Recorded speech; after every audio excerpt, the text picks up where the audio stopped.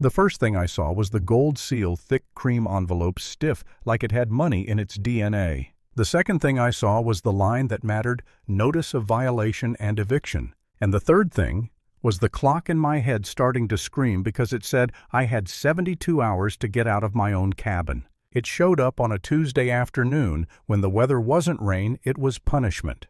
Sideways sheets that soaked you even under a porch wind, slapping the trees like they were arguing with each other. I stood at my mailbox longer than I needed to because everything else in there looked normal.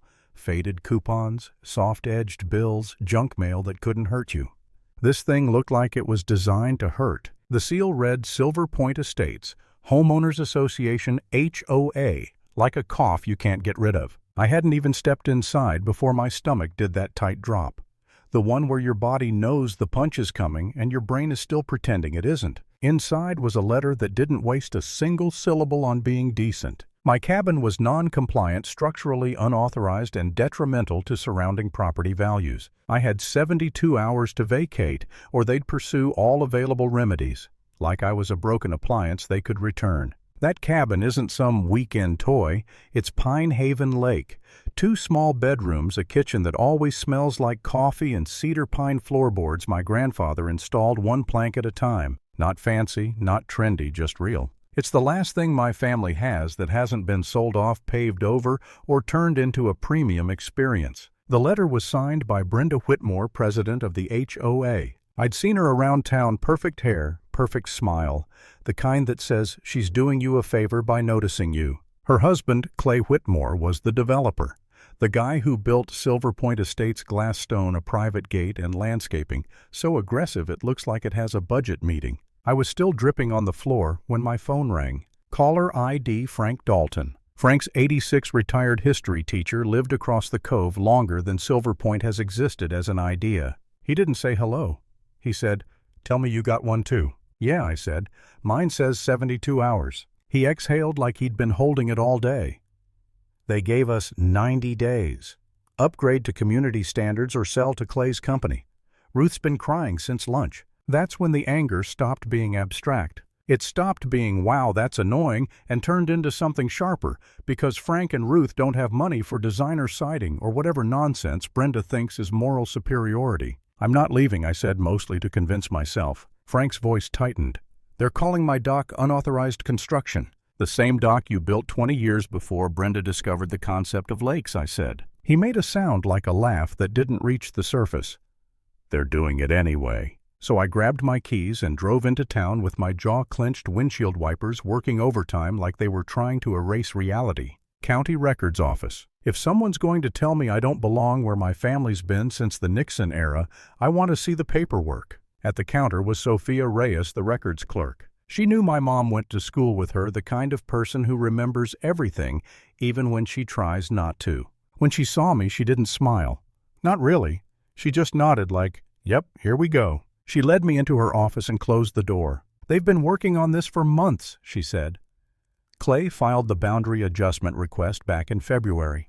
"Nobody told the people who actually lived there," I said. Sophia's mouth tightened. There was notice. "In what smoke signals?" She hesitated, then said it. "The Pine Haven Gazette." I actually laughed one sharp, humorless sound. "The Gazette is read by 3 people and a dog, and I'm not sure the dog is literate." Legally, she added, lowering her voice, "that can be enough." She pulled out maps, old survey lines, newer stamps, neat little arrows that pretended humans weren't attached to the land they were drawing over. "The rezoning followed procedure," she said. "The HOA enforcing rules on pre-existing properties. That part's messy." Then she reached into a cabinet and laid down a brittle yellowed map dated 1937. My finger traced the lake's edge, the shoreline, the handwritten notes in the margin. "What's that notation?" I asked. Sophia squinted. "Original land grant. Says the lake and a 50-foot shoreline perimeter were deeded to Samuel Miller, 1921. Samuel Miller was my great-grandfather. My heart started thumping hard enough I could hear it in my ears. "That can't be right," I said, "because family stories are usually just that, stories." Sophia was already pulling more files, flipping through chain of title records like she'd been waiting to do this. "If this transferred properly through the generations." She stopped mid-sentence and looked up at me slowly. According to these records, she said your cabin lot is one thing, but the lake itself, the shoreline, it was never subdivided, never sold. I sat back, the chair squeaking like it was as stunned as I was. My brain was doing math it didn't know it could do. If that was true, Silver Point Estates wasn't just threatening the wrong guy. They built their whole shiny dream on land they didn't own. Still, the letter was real. The deadline was real. The fear was real. And as I drove back home, I felt it creeping in. Not some dramatic spiral, just the practical, ugly thought, what if I'm about to get crushed by people with more money, more lawyers, and a whole committee dedicated to being loud? That night I stood in my cabin and looked around like I was seeing it for the last time. The coffee mug by the sink, the old fireplace stones, the scuffed floorboards. I did the most American thing possible. I opened my laptop and started calculating storage unit costs, motel rates, the price of not fighting. I caught myself thinking, maybe I missed something. Maybe there's some loophole where they can do this and I'm the idiot standing in the way of a bulldozer. And for a minute I hated how tired I felt, because tired people sign papers. Tired people walk away. Then my phone buzzed. A text from Frank Ruth hasn't stopped crying. They put a violation tag on our gate. That was it. Not pride, not revenge. Just the picture of two old people being bullied out of their own life because somebody wanted cohesion. I called the one person my grandfather used to swear by, Harold Bennett, semi-retired attorney, still sharp enough to cut glass. He didn't ask me how I was doing. He said, "Don't talk to them. Don't threaten. Don't posture.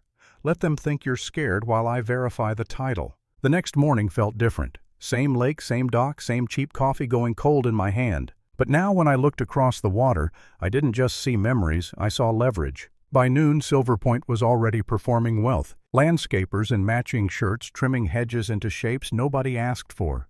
Maintenance crews raking the beach so it looked natural in that very intentional way. And there was the clubhouse, glass-fronted, smug, catching sunlight like it owned the horizon. My phone buzzed again. Emergency HOA meeting. 6 p.m.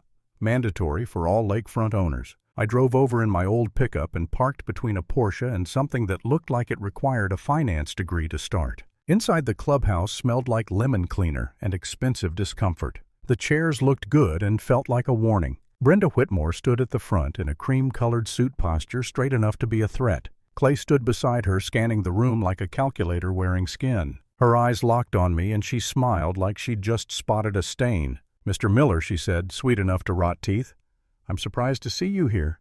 This meeting is for homeowners in good standing." I kept my voice calm.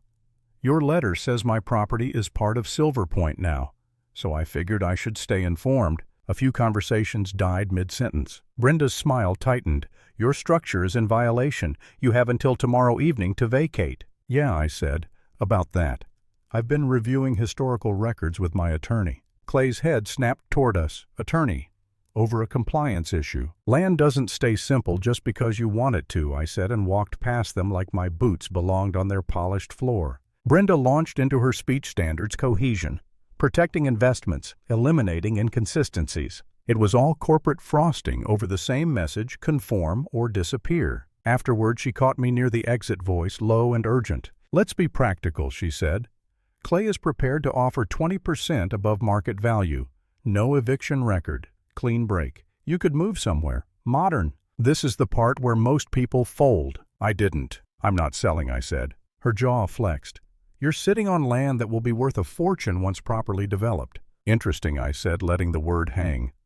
"I'll make sure my attorney notes how eager you are to develop it." For the first time, her polish cracked, and across the room, Clay was already on his phone, face pale, like he'd seen a ghost made of paperwork. The next day, Harold called. "No hello, no warm-up. Title's clean," he said. "Your great-grandfather's deed holds the lake, the shoreline, all of it." I closed my eyes and let the air out of my lungs like I'd been underwater. Harold kept going, and I could hear the grin in his voice. "There's more. Their clubhouse 17 feet into your shoreline. Private beach yours. Parking lot also yours." I laughed once, because what else do you do when the universe hands you a lever that big? "What's the move?" I asked. "I drafted 2 documents," Harold said. "Cease and desist, and a notice of trespass and unauthorized construction." "Today?" I asked. "Today," he said.